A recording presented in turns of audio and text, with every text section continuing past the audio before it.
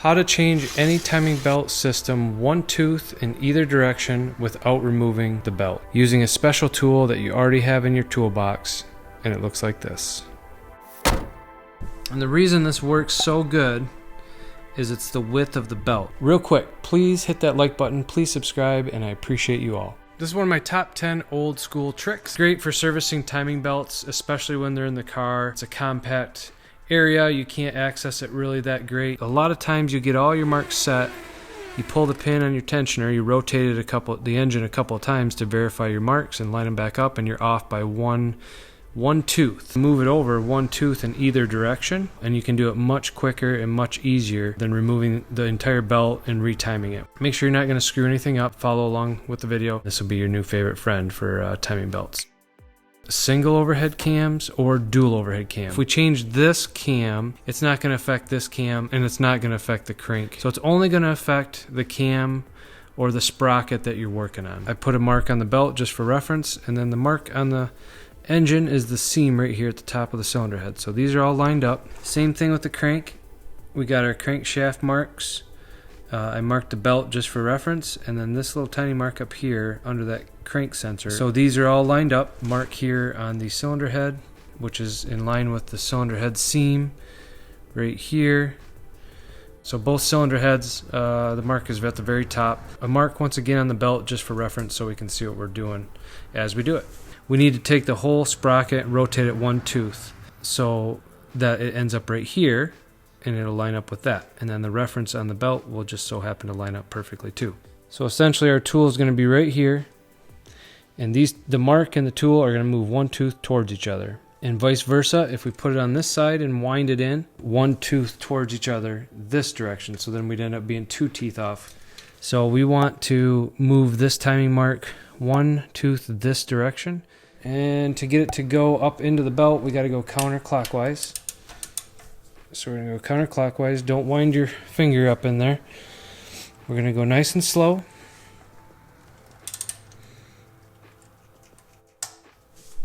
There's our snap. So that belt should have moved one tooth. And now we'll go back the other direction. Let's see if we can't line these up. And you can already see that that worked perfectly.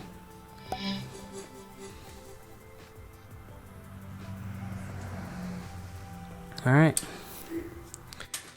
so there you have it. That's how you determine which direction you need to go with the tool. This is now lined up perfectly on the crank, and then of course we didn't change anything on the cams, so these marks should be lined up just right, and this mark should be lined up just right. If you're more than a tooth or two off, it's not a good idea to do this. If you get 3-4 teeth off, you could start to get close to piston contact. That's probably 30 degrees roughly at the fourth tooth or so. You could calculate it. So it's not worth doing it, even though this is easy and fast. And let's say you're off by 2 teeth, then you need to do the trick 2 times. On the first time, you'll end up right here when you're done, and then on the second time, you'll end up right here when you're done. Let's say we want to move this one direction or the other direction. The way you do it is you move it towards the tool. We're going to put the bit right here. We're going to wind it up into the cogs, and it should slip that belt one tooth. Whoops. You don't want to get your finger caught in here.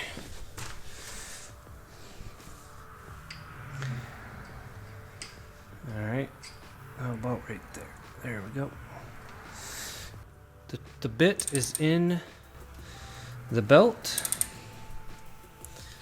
We should get a little snap here. You can actually see these belt teeth have already aligned up here, so now this is just going to kind of snap like a rubber band down there once it's ready to go. Alright, we'll keep turning it.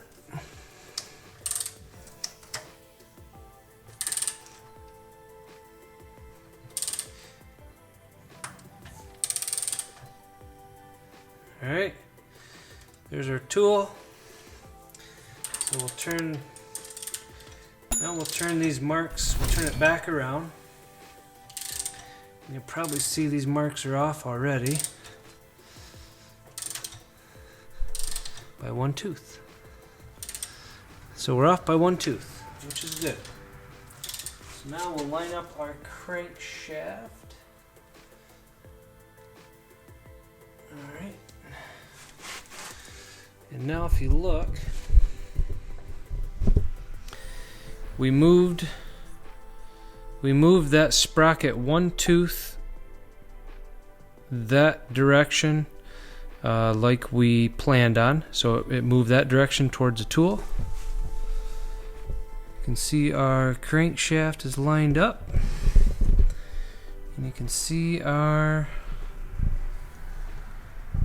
mark here is lined up. Obviously, we know this is just a reference mark on the belt. So now we want to move this mark to right here so that it'll line up with our mark, our parting hairline on the head, the cylinder head, 12 o'clock position. It needs to go in the direction towards the tool bit. So we're going to put that tool bit down here. We're going to turn it clockwise this time, wind it up in there.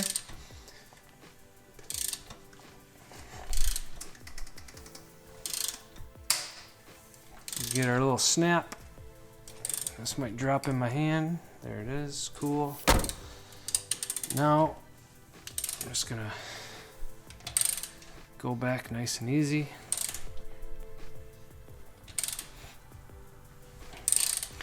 Let's see where these meet. All right, perfect.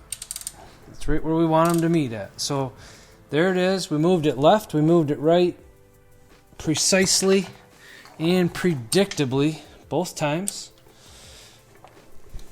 And all of our other marks are lined up. So there's this mark. Nice and perfect. There's our crank marks. Nice and perfect. And there is our top timing mark. Because there's a tensioner right here that takes up the slack in the belt, it allows this trick to work nice and easily. Some of these tensioners are preset to a certain belt deflection. If you don't have a hydraulic tensioner and you have more of a fixed mount tensioner, this won't hurt. You can use this trick.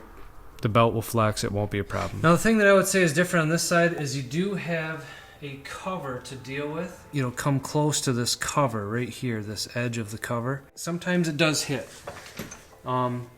So that's the only problem on this side, but it all works the same, so just kind of check that clearance if you need to. I have had them hit and they just kind of slide by. Not a big deal, but just something to be aware of. Move this mark 1 tooth in the clockwise direction. It's going to move towards a bit, which means I'm going to put it down here. And because it's down here, I got to wind it up in the belt, and that means we got to go counterclockwise. So we're going to wind it up in the belt. It's making noise already. And if something you can keep an eye on too is this tensioner. You can watch this move up and down and take the slack up. Usually it depends on which direction we're turning the engine. Here it comes around, getting a little snapping as it changes position. Alright, let's go back clockwise.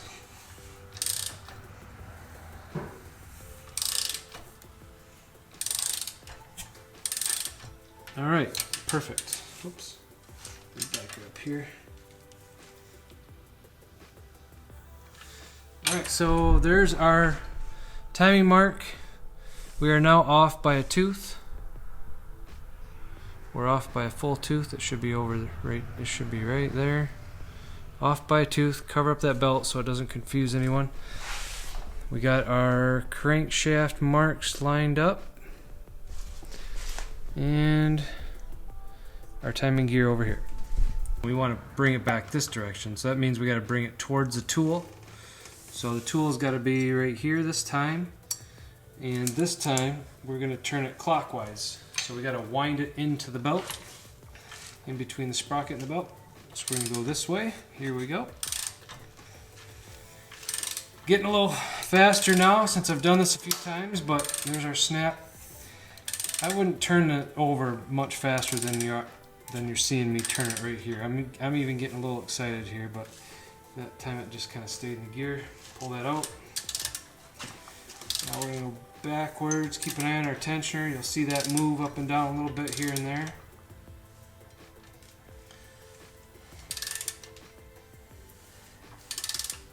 Brand new belts are nice because they actually have these they have the marks for the timing sprockets usually painted on them somewhere, just for convenience. But on an old belt or a somewhat used belt, after it's probably a year old or so, those marks kind of go away and disappear.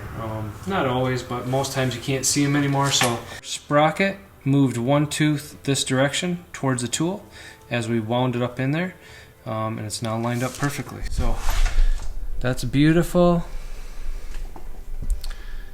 You can see, try to catch that little sprocket on the, you can just catch the sprocket witness mark right there. You can see all that lines up. Try to catch those every time. So that basically line carries all the way through. There's our crank sprocket. It's all lined up. And our other cam. I also have videos on press-in style bearings, bolt-in style bearings, trailer bearings, and if you want to check them out, that'd be cool. And if you're new, please subscribe, and see you in the next one.